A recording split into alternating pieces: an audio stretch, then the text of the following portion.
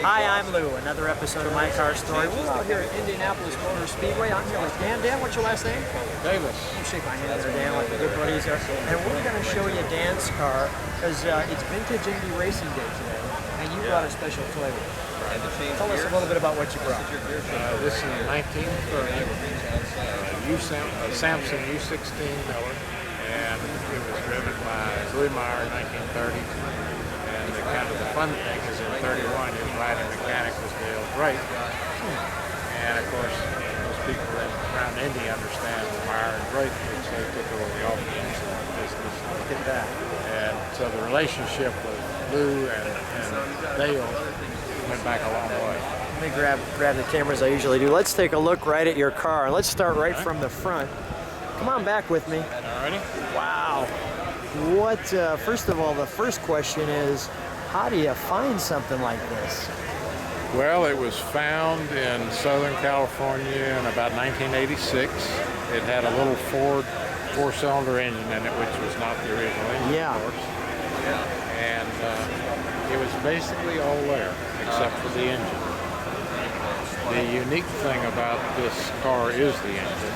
It actually has two engines, two straight 8 Millers that are mounted in the car backwards, so the crankshaft. You got 8 here, and let's go on the other side, and you've got 8 here. Correct. Well, let me take a shot on the side. Well, no one's jumping on it just yet.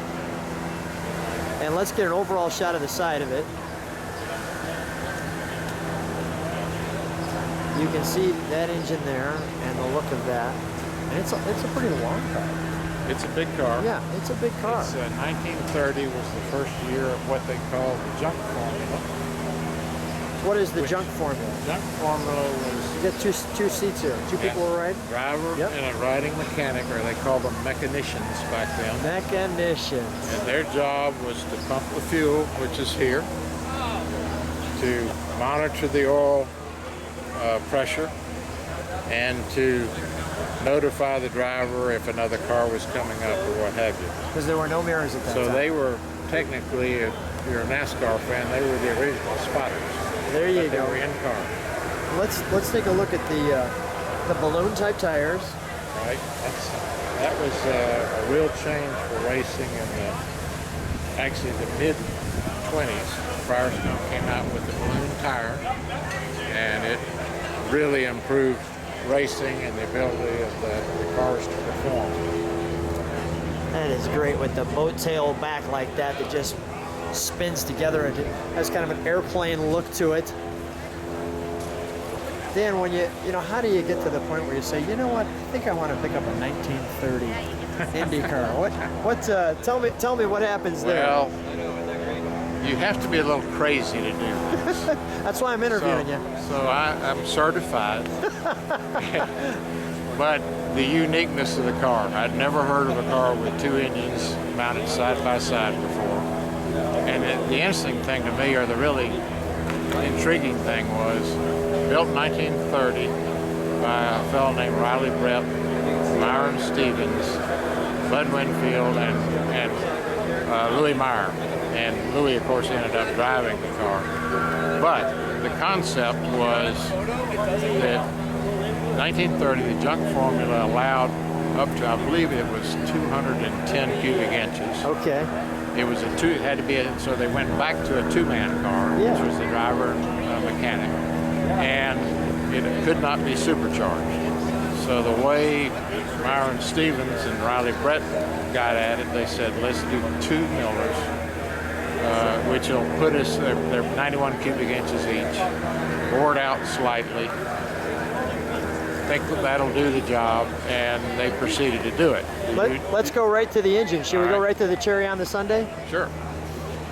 So you've got a handbrake here, am I correct? That's your only brake. That's your only brake. That's your only brake. Just grab and go, okay. And as you might imagine, in racing, you didn't use it much, and it wasn't much use if you did need it. Okay. So, this is the car. Sorry. And this is the engine of 2 engines. There's one engine here, which is a 91 cubic inch Miller. There's one engine here, which is another one. crank end is on this end of each engine, and it has a spur gear on each end with a central gear that drives a drive shaft back to the bell housing. Right back here. Let me take a look at that. Oh yeah, it's wonderfully done under here. And it's very unique to have that. It originally had an 8 carburetor configuration, then they changed to a 4, and then they changed to a 2. This car is actually restored as it was in 1934.